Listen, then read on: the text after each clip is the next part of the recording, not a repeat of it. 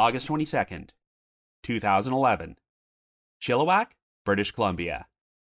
After not hearing from him for 3 days, the parents of 38-year-old Corey Scherbey enter his residence and discover his body in a kneeling position in front of his couch, and there is a large pool of fluids on the floor. The police conclude that Corey died of a drug overdose and started decomposing before he was found, but since Corey's father had seen an unidentified woman in his house with him prior to his death, and there was other suspicious evidence which cannot be explained, the Scherbeys believe that Corey was the victim of foul play. In 2020, a coroner's inquest is held in which a jury agrees with the original ruling that Corey's death was accidental, but his family continues to maintain that he was murdered. After that, the trail went cold.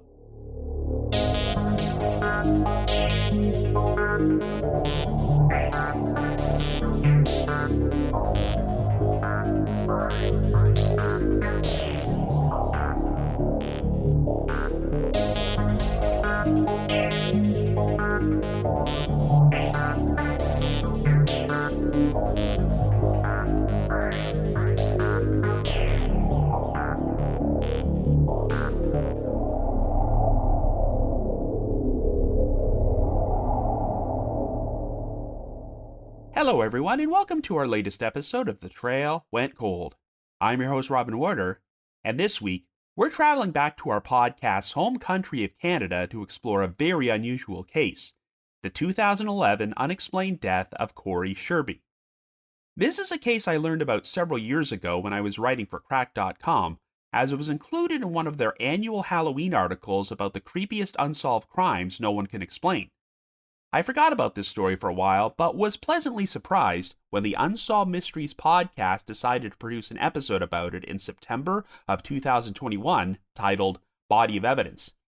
And you can understand why Unsolved Mysteries would be attracted to this story, because even though Corey Scherbey's death was ruled to be an accidental drug overdose, there were enough suspicious details to make his family suspect that he could have been the victim of foul play. For instance, there appeared to be bloody footprints in the residence which could not be matched to anyone, and his parents would find a fragment of Corey's scalp in the living room which had somehow been missed by the police. And the days prior to his death, Corey's father had stopped by his house and seen a woman in there who has never been identified, and as the years went on, the Scherbeys would receive additional pieces of information which made them suspect foul play, including an anonymous cryptic letter which implied that Corey was killed by a scorned woman, and one of Corey's friends would inform his parents that he was murdered before she also wound up dead under very odd circumstances. The Scherbeys did eventually convince the authorities to hold a coroner's inquest to review all the evidence, but in the end, the jury still concluded that Corey likely succumbed to an overdose and there was no foul play involved. In spite of this, Corey's parents continued to insist that he was murdered, and while you could easily believe that they're just having a hard time coming to grips with the loss of their son, you also cannot deny that there are some bizarre details in this case which have never been adequately explained.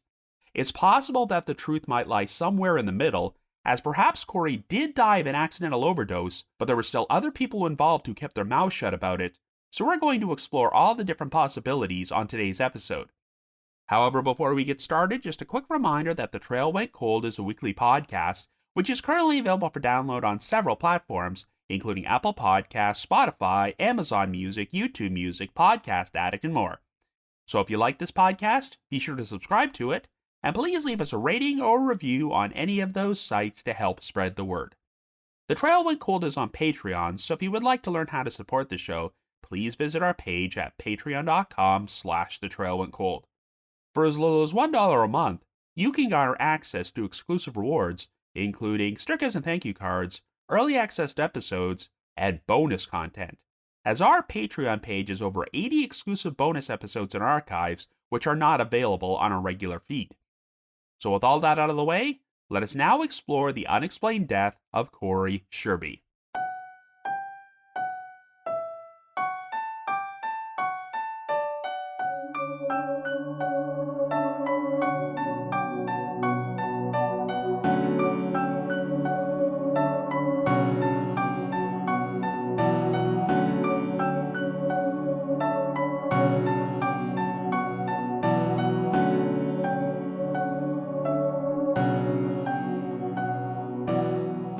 Our story begins in 2011 in Chilliwack, British Columbia, Canada, a city located in the Fraser Valley about 100 kilometers east of Vancouver, which has a population of around 100,000. Our central figure is 38-year-old Corey Scherbey, whose parents are Ed and Gladys Scherbey, and he also has a brother named Dean, as well as a niece and 2 nephews. In addition, Corey has a 12-year-old son named Riley, and while details about Corey's relationship with the boy's mother are scarce, we know that they are no longer together. At this particular point, Corey works in the logging industry as a choker, which involves hooking cables around logs for removal, and he lives at a house on Strathcona Road in the Fairfield Island suburb. A friend of Corey's named Colin McAlpine, who has worked with him on construction jobs, is also paying Corey $600 per month in order to rent his basement suite. At around 9 p.m. on the evening of Friday, August the 19th, Ed Scherbey stopped by his son's residence to deliver some cheeseburgers to Corey. He initially rang the doorbell and there was no answer, but since the door was open, Ed decided to walk inside and headed up the stairwell towards the living room when a white woman suddenly appeared at the top of the steps. Even though Corey had a girlfriend, Ed said that this woman was not her and he did not know who she was, but he described her as having dark hair and wearing a leather jacket and bedroom slippers. When Corey appeared, Ed said, quote, "I'm sorry, you had company," before leaving the burgers at the bottom of the stairs and exiting the house. But unfortunately, this would turn out to be the last time he ever saw his son alive. Over the course of the weekend, no one was able to get in contact with Corey, and on the afternoon of Monday, August the 22nd, his mother Gladys failed to reach him on the phone, so she and Ed decided to head over to his house in order to check on him. When they arrived, they noticed that Corey's truck was parked outside, but when they rang the doorbell, no one answered. Even though the front door was locked, Gladys had a spare key, so she let herself into the house while Ed waited outside. From the moment she entered, Gladys said that she detected an overwhelming stench as she walked up the stairwell into the living room. She then saw that the coffee table had been moved out of place, and there was a large pool of what appeared to be dark fluids on the floor, which was approximately 17.5 by 7 feet. It wasn't long before Gladys noticed Corey on the floor in a kneeling position with his arms stretched out and his head jammed between the seat cushions of the leather couch. He was also surrounded by this large pool of fluids which had flowed underneath the couch. Gladys immediately cried out her son's name before she ran over to him, placed her arms around his midsection, and laid him down on the floor. When Gladys testified at a coroner's inquest years later, this is how she described Corey's decomposed face. Quote, "When I laid him down, I looked, his face was dark. I saw no hair on the top of his head. His nose was white. I looked on both sides of his head. His right ear appeared to be missing, his left ear was completely flat." End quote. When Ed heard Gladys's screaming, he immediately ran inside to see what was going on, and after finding out what happened to his son, Ed went to call 911. Corey's tenant, Colin McAlpine, heard Gladys's screaming from the basement suite, so after he ran upstairs and discovered Corey's body, he also called 911. Paramedics and police soon arrived at the house, and Gladys was left so traumatized by the situation that she collapsed and had to be taken to the hospital in an ambulance. The lead investigator would be Corporal Derek Santosuaso from the Chilliwack Detachment of the Royal Canadian Mounted Police, aka the RCMP, and while he initially treated the scene as a potential homicide, he came to believe that Corey may have been the victim of an accidental overdose. When Corporal Santosuaso examined Corey's body, he found no evidence of trauma or struggle, and there did not appear to be any signs of forced entry at the home. While the Scherbeys had suspected that the large pool of dark fluid surrounding Corey's body was blood, the RCMP believed it was a mix of blood and decomposition fluid. Since Corey had spent a sweltering hot August weekend inside a room where the air conditioner was not running, his decomposition was likely sped up and caused most of his blood to leave his body. A disposable single-use spoon for the preparation of injectable drugs was found on the coffee table next to a beer can and a glass of beer that was half full. 2 empty-use syringes were found in a garbage can, and a Ziploc baggie with burned tinfoil was in the toilet. After an autopsy was performed on Corey, forensic toxicology results showed the presence of ethyl alcohol in his urine and benzoylecgonine, a metabolite of cocaine, in his liver, though the level of decomposition made it impossible to test samples of his blood. The pathologist concluded that Corey likely died at least 48 hours before he was found, and his cause of death was determined to be, quote-unquote, acute combined cocaine and ethanol intoxication. As a result, the RCMP ruled that Corey's death was accidental and no crime had been committed, so they officially closed the investigation. However, the Scherbeys did not agree with this ruling, and Ed later made this statement to the press, quote, drugs and alcohol, Corey wouldn't take a goddamned aspirin, end quote. When Ed and Gladys were allowed to re-enter their son's residence, they discovered evidence which made them suspect that Corey had been the victim of foul play, such as the presence of what appeared to be blood on some door frames and dark stains on the ceiling and the air conditioner. A series of sock footprints, which also appeared to have been made in blood, were discovered leading away from the spot where Corey's body was found to other rooms in the house, such as the kitchen, bathroom, and bedrooms. There appeared to be two separate sets of footprints, one of which was size 7 and the other size 8 or 9, and pointed to the possible presence of one or two additional people inside the house at the time of Corey's death. Some reddish residue was found in the bathtub, which the Scherbeys suspected was blood, but even though police believed it was nothing more than soap scum, they never bothered to test it. And while syringes, a baggie, and a disposable spoon had been collected from the residence, there were no injection marks on Corey's arms. The RCMP did state that the syringes were too small to recover any fingerprints, but they were never tested for DNA or other physical evidence.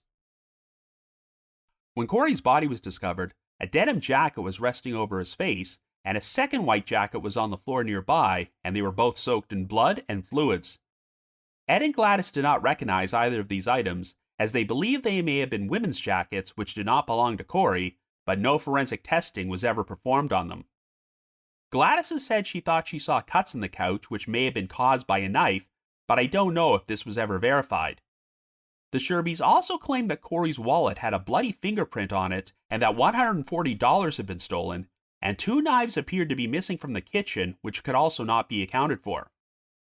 When Ed and Gladys checked the closet in the front hall, they found an empty cardboard box with the words, quote, better be a funeral scrawled on it, and they were certain that the words were not in Corey's handwriting. But most disturbingly, the Scherbeys found a fragment of Corey's scalp in the middle of the living room, and even though it was lying in plain sight, it had somehow not been collected by police.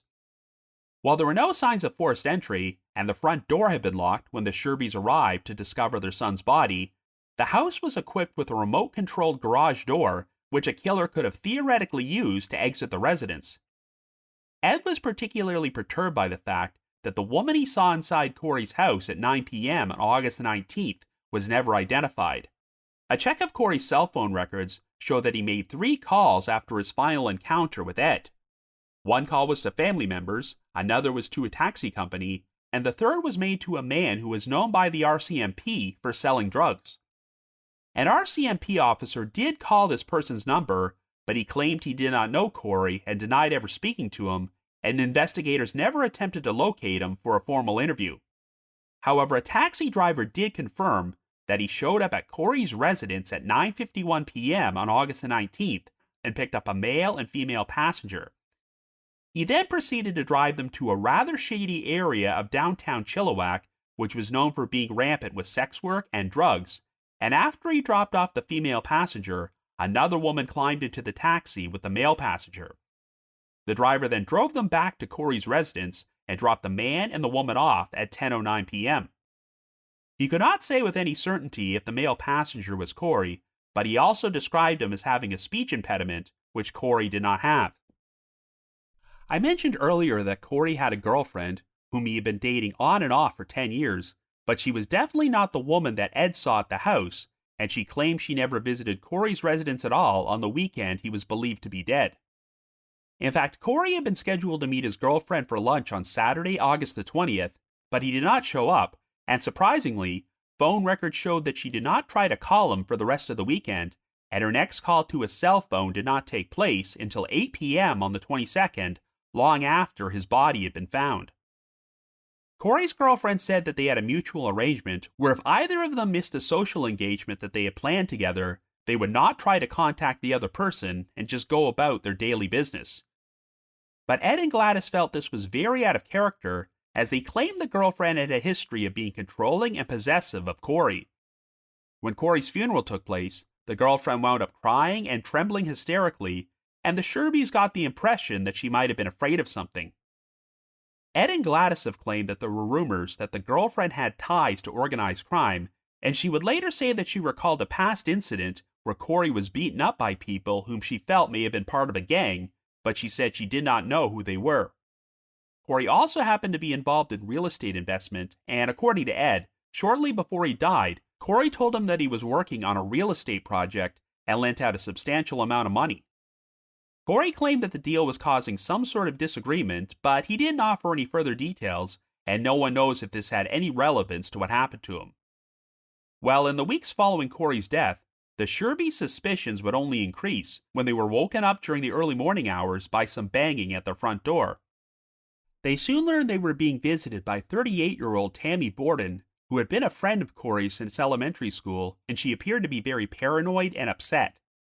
Tammy told Ed and Gladys that Corey had been murdered over money and drugs, but claimed she couldn't share the identity of the perpetrators for fear of her own life. However, she did say that Corey's girlfriend may have been responsible for, or at the very least, knew about what happened. Tammy would not share any more details, and just under 5 months later, on February the 3rd, 2012, she was found dead in her home, and the official story was that she died of blood poisoning after cutting her finger. An anonymous source later told the press that prior to her own death, Tammy had said that if the people responsible for Corey's death knew she was talking, she would die next.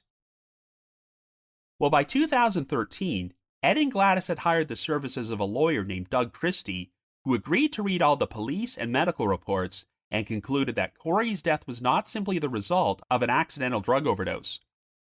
Christie felt that Corey's body was not found in a natural resting position, and someone would have needed to intentionally place him there, so he agreed to help the Scherbeys lobby the RCMP to reopen the investigation. Unfortunately, Christie was suffering from prostate cancer at this point, and he soon passed away, so the Scherbeys hired the services of another legal consultant named Jeremy Maddock. Well, in June of that year, they finally received a response from RCMP Chief Superintendent Brian Cantera, who said that after performing an internal review, he concluded that a complete investigation had been performed into Corey's death, and there was no evidence to suggest that any outside parties were responsible. The RCMP had their own explanations for the supposedly incriminating physical evidence at Corey's house, which seemed to point towards intruders. They believed that the footprints at the scene may have been left behind by Gladys when she discovered Corey's body, even though many of these prints appeared to have been made in sock feet, and Gladys claimed that she never took off her shoes when she entered the residence. She also maintained that she only entered the living room and did not walk into any of the other rooms inside the house, such as the kitchen and the bathroom. In addition, the fluid surrounding Corey's body appeared to have mostly dried by the time he was found, so the Scherbeys suspected that the footprints were made by someone who was inside the house around the time of his death. A number of dead flies were found inside the residence, so the RCMP suspected that the dark stains found on such spots as the ceiling and the air conditioner may have been caused by flies landing in the pool of fluids while they were still wet, and then tracking them throughout the house when they flew around and landed in different spots. Since some of the bloody footprints and smudges inside the house did not appear to be present in any of the photographs that the forensic investigator took of the scene, Chief Superintendent Cantera theorized that they may have been left there by the body removal crew who did a sloppy job at carrying Corey out of the house. Since Corey's head was already experiencing decomposition by that point, it's possible that the scalp fragment found on the living room floor had accidentally come loose while the crew was handling Corey's body, and they never bothered to retrieve it. Well, Ed and Gladys were not satisfied with this explanation, so they sent a formal request to the Civilian Review and Complaints Commission for the RCMP, asking them to perform their own independent review of Corey's case. Well, in October of 2014, things would get even stranger when Ed and Gladys were mailed a cryptic anonymous letter which was postmarked from the Chilliwack area and appeared to have been typed out on an old-fashioned typewriter before it was photocopied. It read, quote, "Dear Mr. and Mrs. Scherbey, Shakespeare said, 'Hell hath no fury than a woman scorned.' That's the kind of homicide it was, a scorned woman. Those who know it was belong to too tight a group to say a word. I know your son decided too late to back off, and it jeopardized his well-being, his life. Sincerely, a reader of the Chilliwack Times. Indeed, Corey's story had previously been featured in the Chilliwack Times newspaper in August the 21st of that year, and the letter was accompanied by a photocopy of the article where this sentence from Gladys was highlighted, quote, "It was definitely a homicide of some kind. Somebody has to know something," end quote. Over the course of the next few years, the Scherbeys would run numerous ads about their son's death in the classified section of the Chilliwack Times, in which they asked people to come forward and offered a reward for information. These ads featured a photo of Corey with his son Riley and provided a P.O. box number if anyone wanted to submit information anonymously. Ed and Gladys also hired the services of Dr. Christopher Green, a forensic expert from the American Academy of Forensic Sciences. Dr. Green performed a new review of the evidence, and while he acknowledged that even though Corey did use cocaine, he did not believe he consumed enough to suffer an overdose, as the toxicology reports only showed the presence of the key metabolite benzoylecgonine in his liver tissue rather than any actual cocaine itself. And since decomposition can produce ethanol, that could have accounted for the presence of ethyl alcohol in Corey's urine and did not necessarily mean that Corey had been intoxicated. After completing an independent report, Green concluded that Corey was likely the victim of a homicide, and based on the accelerated rate of decomposition on his body, he felt the cause of death was, quote-unquote, homicidal smothering and strangulation. The Scherbeys hoped to use Green's report to petition the British Columbia Coroner Service to reopen Corey's case and hold a coroner's inquest. Well, in late 2018, RCMP Commissioner Brenda Luckie finally performed her own review of the case and wrote a letter to the Civilian Review and Complaints Commission. She concluded that the original investigation was, quote-unquote, not reasonably thorough, and ordered the Chilliwack RCMP to issue a formal apology to the Scherbey family. Ed and Gladys had attempted to lobby Mike Farnworth, Minister of Public Safety and Solicitor General of British Columbia, to order a new coroner's inquest, but he refused, so the Scherbeys convinced two justices from the British Columbia Supreme Court to review the minister's decision, and they both recommended that a new review and a formal inquest be performed. In June of 2019, Minister Farnworth finally conceded to this request, as he felt it was, quote-unquote, necessary or desirable in the public interest that an inquest be held. He stated, quote, I am convinced that in this case, the public interest is best served by such a public fact-finding exercise. That will determine the cause circumstances surrounding Mr. Scherbey's death and satisfy the community that the death of one of its members was not overlooked, concealed, or ignored, end quote. The inquest was scheduled for April 14, 2020, but of course, the COVID-19 pandemic took over the world during that time period, so it had to be postponed until November of that year. It would be held at Burnaby Coroner's Court and broadcast virtually over Microsoft Teams, and a jury would hear evidence from witnesses who testified under oath. The jury would reach their conclusion based on the facts they learned about Corey's death, but since it was not a criminal investigation, no fault would be assigned to anyone, though the jury could make their own recommendations in hopes of preventing other deaths from occurring under similar circumstances in the future. However, the Scherbeys received disappointing news when presiding coroner Margaret Jansen ruled that Dr. Christopher Green's findings about Corey's death could not be presented at the inquest. While Dr. Green had concluded that Corey was the victim of a homicide, his medical expertise was primarily in radiology and neuroscience. Since Green had no experience as a pathologist or forensic toxicologist and had never handled sudden death investigations, Jansen feared that his testimony could potentially confuse the jury. During their testimony, Ed and Gladys continued to maintain that Corey did not use drugs, but their claims would be contradicted by other witnesses. For instance, one RCMP officer testified that when he spoke to Ed right after the discovery of his son's body, Ed told them that when he last spoke to Corey on the evening of August the 19th, he had noticed him experiencing what he described as a quote-unquote drug twitch. Additional testimony was provided by Colin McAlpine, who had been living as a tenant in Corey's basement at the time of his death. While Colin had glowing things to say about Corey and described him as a quote-unquote gentle teddy bear of a man, he also claimed that Corey would sometimes get high on cocaine and shut the curtains and lock the door to avoid him. Corey would also invite sex workers to the house, and Colin even recounted one specific incident where Corey spent a day doing drugs with a sex worker before they got into a heated argument and he asked her to leave. Corey later told Colin that the sex worker had been paid for her services, but she also wanted money for drugs she had bought and he had consumed. Another friend testified that Corey had a history of alcohol and cocaine usage, and when they last saw him before his death, he appeared to have lost weight and he looked, quote-unquote, run down. On November the 5th, after hearing 2 days' worth of testimony, the jury reached a verdict and concluded that Corey had been the victim of an accidental death and there was no foul play involved. In regards to the original RCMP investigation, the only recommendation that the jury provided to them was to, quote-unquote, review policy or procedures to ensure the collection of all possible evidence in death investigations.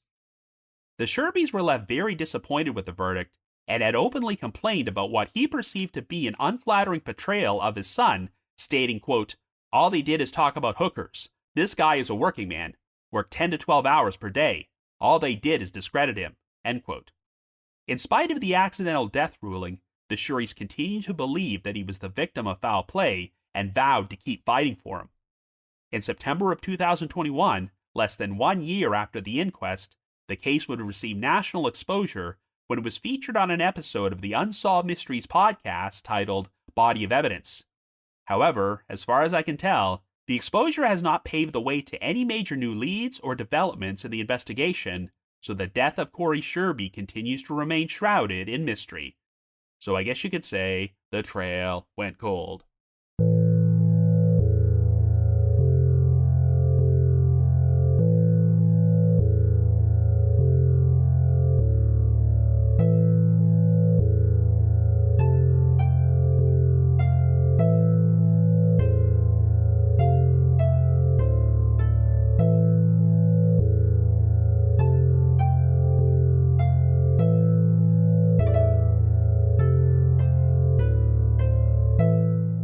So it goes without saying that there are no shortage of stories in the true crime sphere about victims who suffered a death that was officially ruled to be an accident by the authorities, but their loved ones insisted they were murdered and decided to fight diligently to seek justice.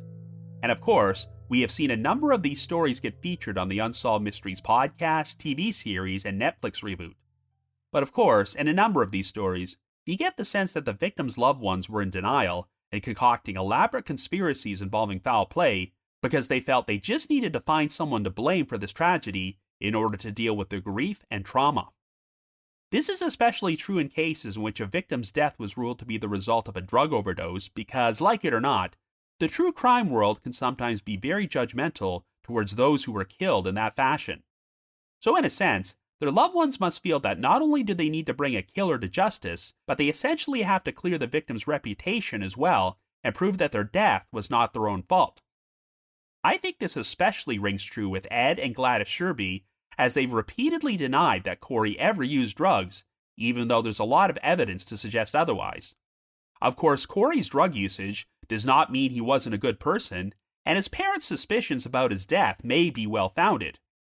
But when you fudge the facts to paint a victim in the best possible light in order to craft a narrative to fit your agenda, it can hamper the investigation. For years, the primary journalist on this story was Paul Henderson of the Chilliwack Times, who was also interviewed during the Unsolved Mysteries podcast episode. On May the 1st, 2019, Henderson published an article in which he acknowledged the suspicious discrepancies in the case, but he also wrote this about Ed and Gladys, quote, what has been problematic all along is the wildly conspiratorial tone the couple has taken regarding the whole situation. Blinded by grief and rage, they have become impossible to communicate with, at least for myself, if understandably. I tried to help, but gave up when they exploded in a rage about the case, a rage I'm sure a clinical counselor could explain, end quote. Indeed, one of the most problematic contradictions in this case was the testimony from the RCMP officer at the coroner's inquest who claimed that Ed told him he had witnessed Corey experiencing a quote-unquote drug twitch the last time he saw him alive, yet years later, Ed is stating during interviews that his son was so anti-drug that he wouldn't even take aspirin. Well, in December of 2024, just a few months before the release of this episode, Paul Henderson wrote a blog post on his personal website in which he stated, quote, at the end of the day, however, based on all the overt evidence and anecdotes I've heard, tips from sources that never made it to print, Corey Scherbey was a womanizing partier who most likely met an untimely death due to drugs and alcohol use. After he died in his party house, the cockroaches scattered, leaving mystery and odd clues in their wake. Or I'm wrong." End quote. Given that Henderson probably knows more about this case than pretty much anyone, that statement might sound pretty damning, but even if his conclusion is correct, you cannot deny that there's still a number of strange details which have never been adequately explained. If Corey did experience a fatal overdose, I think there is evidence to suggest that other people were present to witness it and have kept their mouths shut about what happened all these years. But regardless of whether you believe Corey's death was a homicide or an overdose, one thing that does seem indisputable is that the original RCMP investigation and the handling of the crime scene was botched, as it's been theorized that some of the evidence which seemingly pointed to foul play from an outside party, such as bloody footprints and smears, may have been the result of incredibly sloppy work from the body removal crew. And I can tell you that if I was in Ed and Gladys Scherbeys' shoes, and I found a fragment of my son's scalp on the floor in plain view after the police had already processed the scene, I would definitely be demanding answers, as that sort of thing is just inexcusable. A recurring theme that I find in a lot of these cases involving supposedly suspicious suicides or accidental deaths is that law enforcement often does not use a lot of tact or sensitivity when dealing with the victim's family, or take responsibility for any mistakes they made, which makes it all the more difficult for the families to accept the official ruling. At one point, Chief Coroner Lisa Lapointe of the British Columbia Coroner Service was asked to respond to allegations that the investigation had been mishandled, and she issued this statement, quote, "Both police and the coroner make decisions based on their knowledge, experience, and expertise in the investigation of death and scenes of death. What may appear suspicious to an inexperienced individual or grieving family member is often a not uncommon scene of death to professional, experienced death investigators." End quote. For instance, when Corey's body was discovered, his body was surrounded by a large pool of fluids which his parents assumed was blood, which they likely thought was caused by him being violently murdered. But I do not think it was adequately explained to them that decomposition causes most of the blood to leave a decedent's body, as well as create purge fluids on their own, and the decomposition is obviously going to be sped up if Corey's body remained inside a room with no air conditioning on one of the hottest documented weekends in the history of Chilliwack. I think some of the Scherbeys' concerns would have been addressed if the RCMP had performed forensic testing on some of the pieces of evidence found at the scene, such as the 2 jackets near Corey's body, which apparently did not belong to him.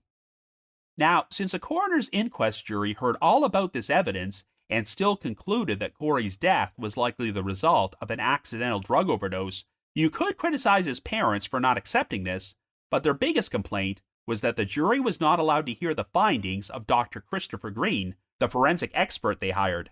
Even though Corey's liver tissue contained traces of benzoylecgonine, a metabolite of cocaine, he did not believe there were enough traces of actual cocaine to have caused an overdose. But you have to remember that Corey's exact cause of death was determined to be, quote-unquote, acute combined cocaine and ethanol intoxication, so even if there wasn't all that much cocaine in his system, combining it with alcohol could prove fatal. But then again, could the decomposition process have produced much of the ethanol found in Corey's system? Dr. Green felt that Corey was the victim of strangulation or suffocation, which is the only foul play theory which really makes sense, since there were no other obvious signs of trauma on his body. But I guess it remains up for debate whether Green had the proper qualifications to reach these conclusions and whether they would have influenced the jury. It was estimated that Corey was deceased at least 48 hours before his body was found, which would place his death sometime during the late evening of Friday, August 19th, or the early morning hours of Saturday, August 20th. And obviously, one of the most concerning unanswered questions in this case is the identity of the woman that Ed saw when he went inside Corey's house at 9 p.m. on the 19th to deliver some burgers.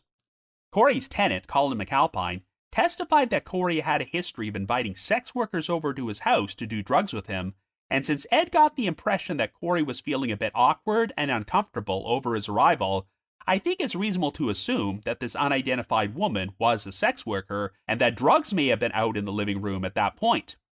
Ed's story seems to have been backed up by a taxi driver who claimed that he picked up a man and a woman from the residence at 9:51 that night and took them to a rather sketchy area of Chilliwack. The woman was dropped off, and the man proceeded to pick up another woman before the driver took her and the male passenger back to Corey's house. The driver was never able to say with absolute certainty that this man was Corey, but phone records did show that Corey used his cell phone to call a taxi company after Ed left. This man could have been Corey, and he may have just been cycling through sex workers since that particular area of Chilliwack was known for them. We have no idea if the woman picked up from the house and dropped off was the same woman that Ed saw, but if she was, then this means that she was not present when Corey died, and perhaps the reason she never came forward is because she's completely unaware of what happened. But was the other woman who was picked up and dropped off at Corey's house present when his death took place? The main reason the male passenger may not have been Corey is because he supposedly spoke with a speech impediment that Corey did not have, but could that be attributed to Corey being under the influence of drugs? If the man wasn't him, then this only opens up a new series of questions. We know that Corey used his cell phone that night to call a man who was known for selling drugs, and I do think that one of the biggest mistakes in the original investigation is that when the RCMP phoned this man and he denied knowing who Corey was, they didn't press the matter any further or track him down for an interview. Even if the man had no direct involvement in Corey's death, he could have supplied him with drugs, so I can certainly understand his willingness to lie to the police if he did speak to Corey that night. One of the biggest unanswered questions I have about this case are the whereabouts of Colin McAlpine during the weekend that Corey was dead inside the house. I know that Colin was downstairs in the basement suite when Gladys discovered Corey's body and heard the sound of her screaming, but did Colin not set foot in the living room the entire weekend? Even if he mostly kept himself confined to the basement, did Colin not notice the horrible smell of Corey's decomposition? I've never got the impression that Colin is lying or hiding anything, and I do think his testimony at the inquest provided some valuable insight into Corey's lifestyle, but this whole situation is just another oddity about this case.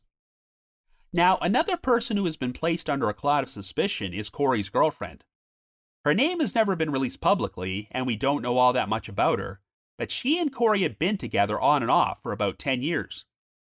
They had planned a lunch date on Saturday, August the 20th, which Corey did not show up for, likely because he was already dead by that point, but the detail which has always troubled his parents is that phone records showed that Corey's girlfriend never tried to contact him at all after they missed the lunch date, even though his body wasn't discovered for 2 more days. The girlfriend apparently claimed that she and Corey had a mutual arrangement where if they ever missed a meetup, they would not try to contact each other and just go about their business, which sounds pretty unusual on its own. But according to the Scherbeys, this was particularly out of character for her since she had a history of being controlling and possessive towards Corey. It did not seem like someone who would act so blasé if her partner missed a lunch date without telling her. If she really acted this way towards Corey, I'm sure she would have been none too thrilled to learn that he had been seeking out the services of sex workers, giving her a potential motive. This whole situation is very reminiscent of the episode I released last month about the Kiria family murders, as the matriarch of that family had a very close relationship with a male friend in which they called each other around 10 to 12 times per day. However, one of the reasons this friend became a potential suspect is because phone records showed that he made no attempt to call her during the nearly 36-hour window between when the family was believed to have been killed and their bodies were discovered. That's why there's been speculation that he was the perpetrator and already knew they were dead during that window of time. So could the same logic be applied to Corey's girlfriend? Did she not attempt to phone him because she knew he was dead? To be fair, she did apparently attempt to call his phone at 8 p.m. on Monday, August the 22nd, several hours after Corey's body was found, which could point to her being completely unaware of what was going on. But Ed and Gladys said that Corey's girlfriend acted overly hysterical at his funeral and almost appeared to be afraid of something, as if she knew more about his death than she was letting on. As we're going to talk about momentarily, Corey's friend, Tammy Borden, would later allege that the girlfriend was involved in his death or knew the truth about what happened to him. But let's talk about the evidence which points to the possible presence of an outside party in Corey's house when he died. Like I mentioned earlier, even if Corey wasn't murdered, there could have been other people present when he overdosed, but they decided to flee the house in a panic rather than call for help. One troubling piece of evidence was the discovery of 2 empty syringes in the garbage can Because even though it seems likely that Corey ingested cocaine, there were no needle marks on his arms to suggest that he injected any drugs. And even if Corey did inject himself, it's not like he could have gone over and put the syringes in the garbage can after he overdosed. It's possible those syringes were used by someone else who had frequented the house, and I do think that the police made a mistake by not testing them for DNA or to see what substance they contained. There were no signs of forced entry, and Ed and Gladys even confirmed that the front door was locked when they arrived. They pushed forward the theory that whoever killed Corey could have escaped the house by opening the garage door, using the remote control to close it again, and then slipping outside before the door went all the way back down.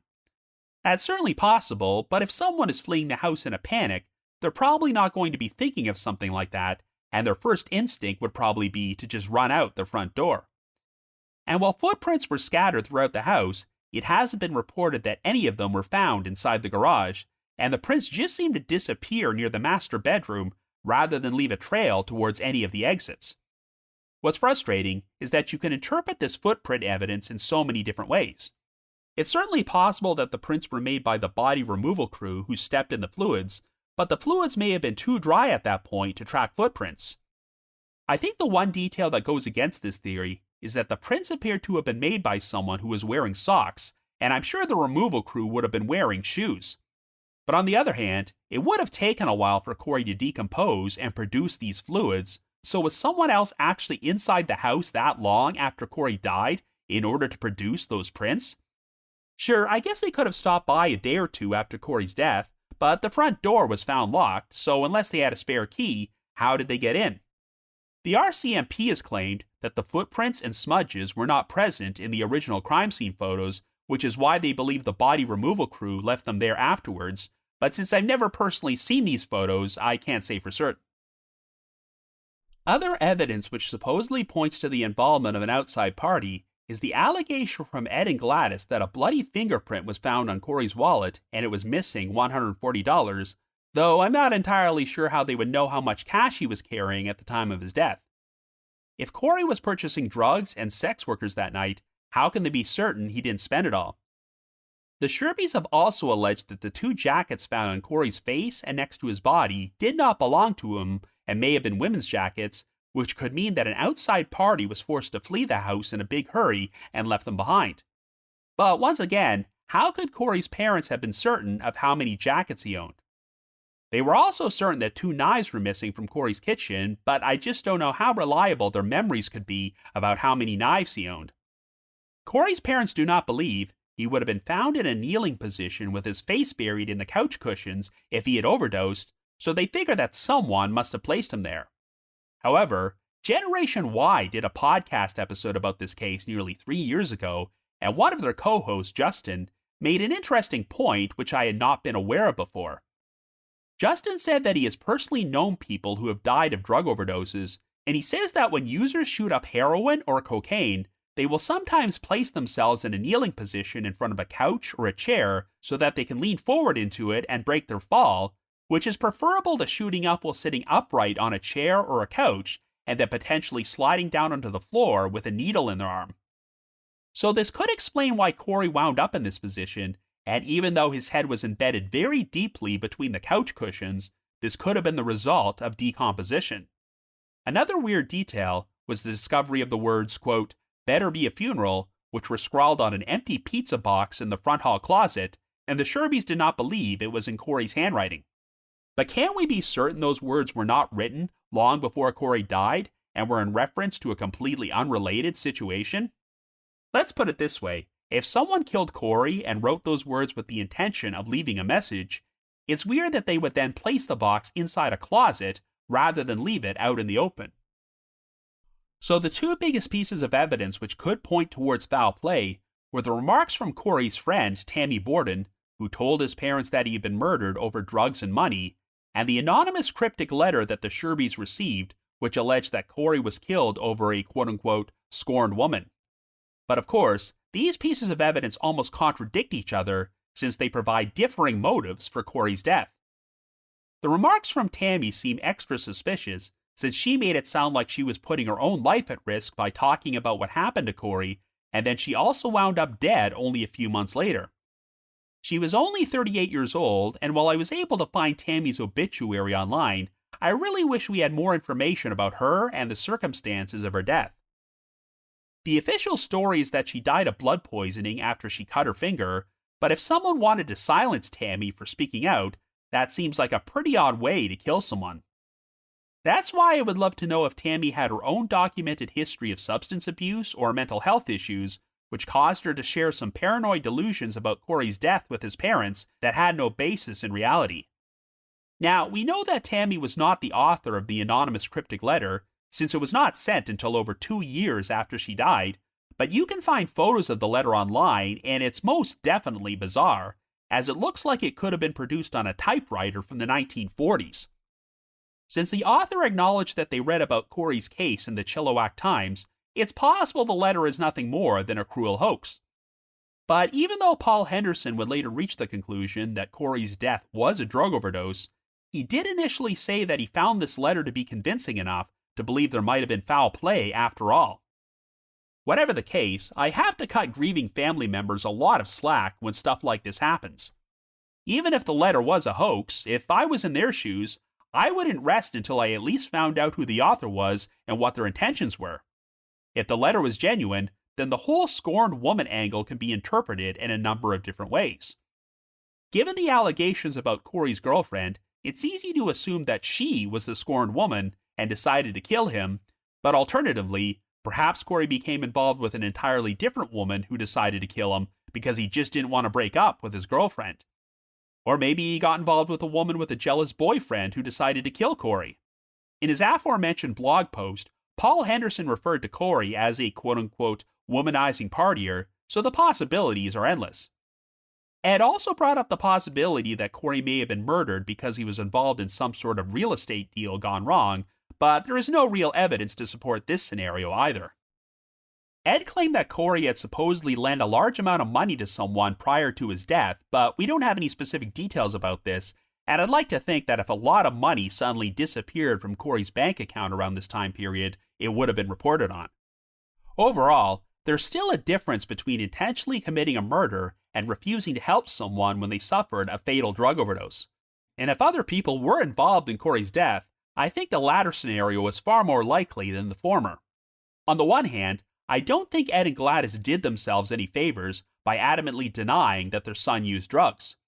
But on the other hand, I can also acknowledge that the RCMP did not do as thorough a job at investigating this case as they should have, and they very well may have written Corey off because of his drug usage, which is sadly not uncommon in cases like this.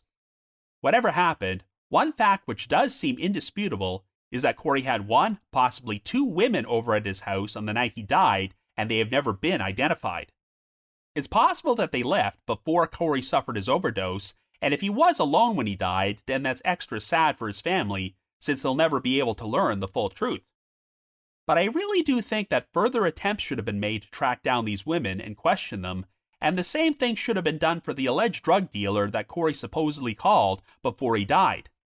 If there were other people present when Corey overdosed, but they were not directly responsible for his death, then I'm not sure if anyone could still be prosecuted for anything after all this time, but learning the full details about what happened may at least help give his family some peace.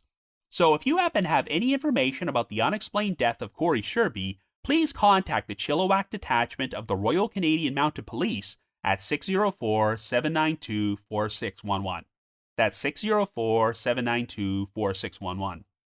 But if you just have your own thoughts about what happened, feel free to leave me a comment or send me an email to robin.warder@icloud.com. That's robin.warder@icloud.com. Now, the reminder that The Trail Went Cold is on Patreon, so please visit patreon.com/thetrailwentcold to learn how you can support our podcast and become eligible for some pretty neat rewards. Over the past 7 years, our Patreon page has released over 80 exclusive bonus episodes, which are all currently available on archives for our patrons in tiers 2 and 3. This past month, I released a bonus episode about the Lancaster extortion writer, a strange case which was featured on Unsolved Mysteries and involved over 250 residents of the city of Lancaster, California, receiving a series of threatening letters in 1988, which demanded that they pay out large amounts of money or they would be killed. I also dropped an exclusive bonus episode from my spin-off podcast, The Path Went Chilly, in which myself and one of my co-hosts, Jules, discuss the 2001 murder of David Buller, a professor from the University of Toronto who was killed inside his own office. And for our patrons in Tier 3, I've recorded another new audio commentary track which can be played over a classic episode of Unsolved Mysteries, and we now have over 70 of these commentary tracks in archives. I'd also like to give a shout out to our most recent listener who has signed up with us on Patreon this week, Andrew W. Thank you so much for your support. I also wanted to mention that The Trail Went Cold will be appearing on Podcast Row at the True Crime Podcast Festival, which is taking place in Boston, Massachusetts at the Doubletree by Hilton Hotel, Boston North Shore from July the 18th to the 20th. If you would like to purchase tickets, we have a specialized promo code you can use to get a 20% discount on them.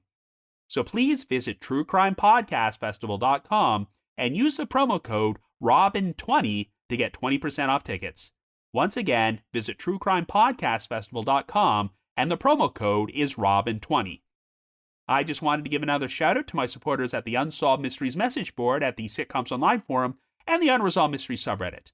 I need to provide a big thanks to Miguel Foote, who edits and assembles this podcast together for me, and Vince Nitro, who composes the era music you hear on every episode.